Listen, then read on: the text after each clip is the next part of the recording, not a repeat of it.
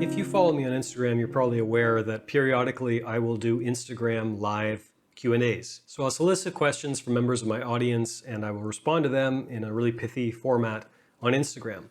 But of course, every now and then I get a question that kind of stops me in my tracks and necessitates a much longer, more in-depth response. And that's exactly what I'm going to offer you today. In today's video, I'm going to talk about 4 steps that you can take to feel more confident in your relationship. My name is Zachary Stockill, and since 2013, I've been working one-on-one with men and women from all over the world, helping them overcome retroactive jealousy, helping them overcome obsessive jealousy, and save their relationships. If you'd like to work with me one-on-one or you'd like more information about my products and services, please visit my website at retroactivejealousy.com. Okay, how to feel more confident in your relationship. Thankfully, I'm a pretty confident guy, but certainly in my first serious relationship when I was a younger man, I definitely wasn't half as confident as I am now.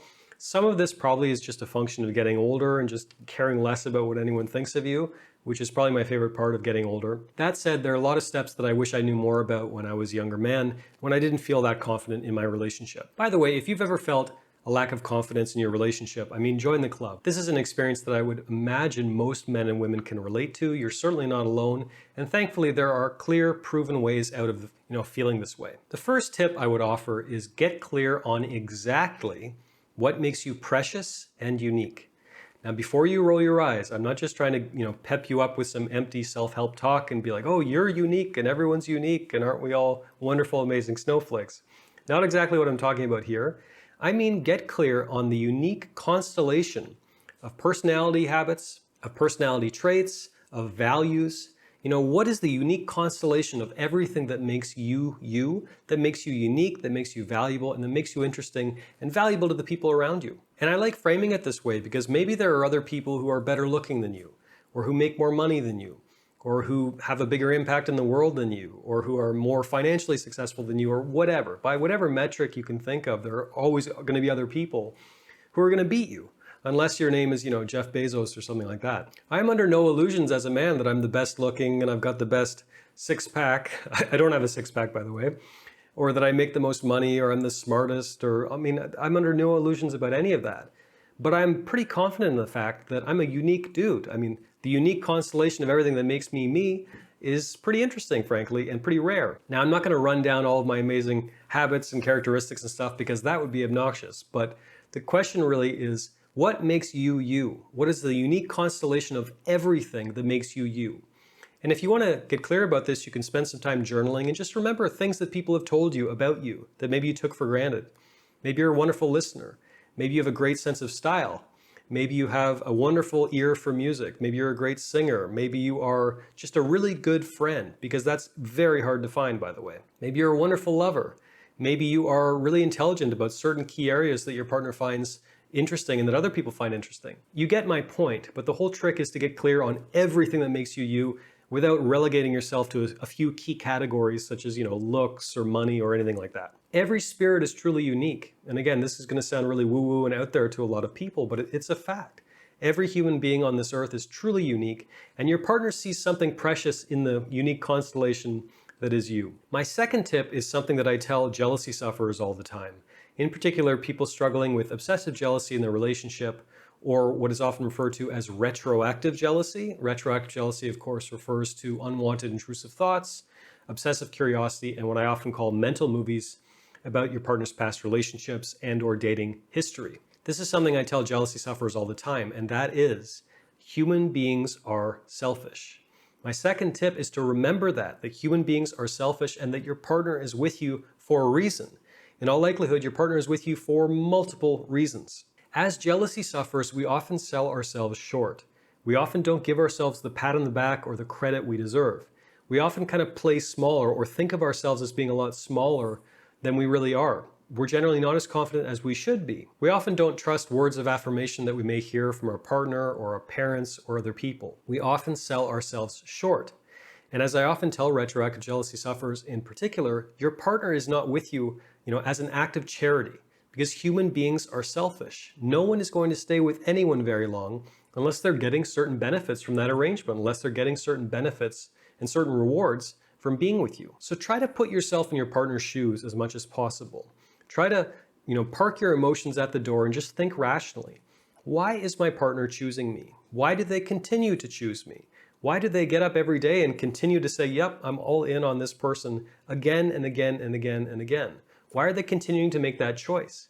Because in all likelihood, your partner has choice. In all likelihood, your partner has other people that they could be choosing, but they're not. They're choosing you.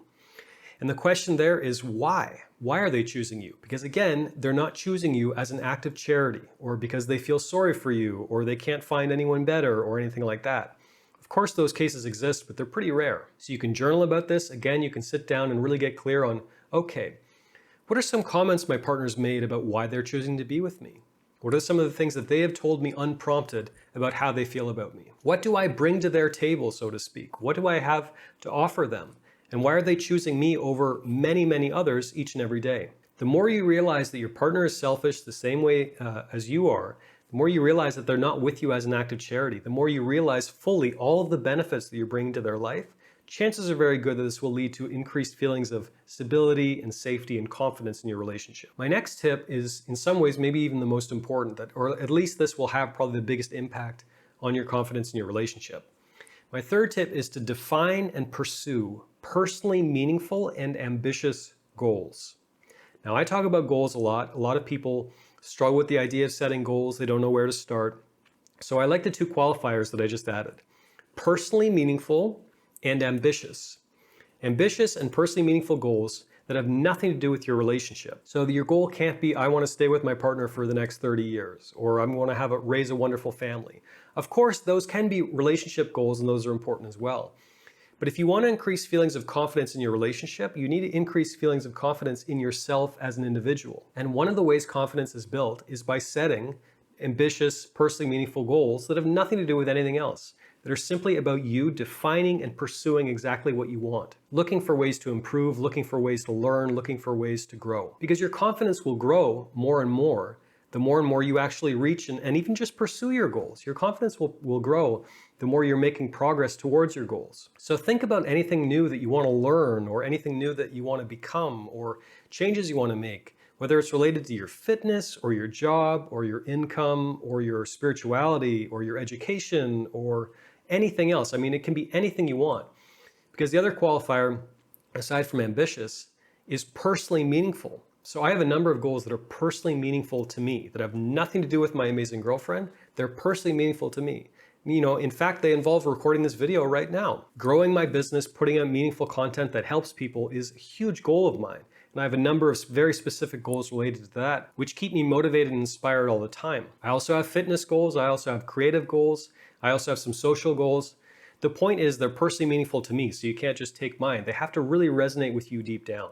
So again, I'm going to tell you to journal again, but you can pull out your trusty journal. You can write down some ideas for anything you want to grow or learn, or any skill you'd like to develop, or anything you'd like to create. Really anything at all, as long as it's personally meaningful and ambitious, and crucially, it has nothing to do with your relationship. Because counterintuitively, that's a great way to build confidence in your relationship, is to have a really full, rewarding, and dynamic life outside of your relationship. My final tip for you, if you want to feel more confident in your relationship, is to simply accept and make peace with uncertainty. Because life, and certainly love, is extremely uncertain. The only thing we know for sure about life is that nothing is certain. When we're born, we know we're going to die, and in between, it's a total crapshoot. We don't know what's going to happen. A lot of jealousy sufferers look for this, ironclad, rock-solid certainty about their future, about their relationship, about their partner, about their partner's past, and all these things. When so often in life, our only choice is to simply take the risk, to take the gamble, to decide to leap and fall in love truly. As I often remind jealousy sufferers, uncertainty is embedded in the term falling in love itself. It's not securing in love. It's not certainty in love. It's not absolutely, rock solid guaranteed in love. It's falling in love. It implies a certain danger, a certain risk. But we wouldn't want it any other way, because half the fun of relationships and dating and falling in love and all this stuff is being okay with taking the risk, because many of those risks, many of those quote unquote gambles eventually pay off. And think about how boring life would be if all of our future was 100% predetermined and we knew exactly what was going to happen and there was never any risk or uncertainty or anything else. I wouldn't want a future like that, and I'd imagine you wouldn't either. So realize that as amazing as your relationship probably is, and as incredible as your partner is and all the rest, the future is not a guarantee. Your partner could eventually change her mind or change his mind, or you could do the same. It's completely up in the air. There's no guarantees in life. So the only real choice we have is to make peace with uncertainty, because doing the opposite will guarantee many sleepless nights, and stress and agitation and just exhaustion, because we're kind of trying to swim against the current when we're looking for certainty about certain elements of life that are inherently uncertain. So you can read Buddhist philosophy, you can read Stoic philosophy. I found both of those schools of thought really helpful when it comes to making peace with uncertainty. But my final tip for you is in some ways the hardest one, but I saved it last for a reason. Try to make peace with uncertainty, because I promise you, your life and your relationships will get a lot better once you do. Thanks for listening. Thanks for watching. If you got anything out of this video today, please take a minute to let me know by clicking the like button below. And if you have a comment on this video or some feedback or a question for me, I would love to hear it. Please leave a comment beneath this video with your thoughts, with your questions. And finally, before I let you go, please be sure you are subscribed to my channel. Hit the silly notification bell to be notified of new videos moving forward. Thanks again for watching, and I will talk to you soon.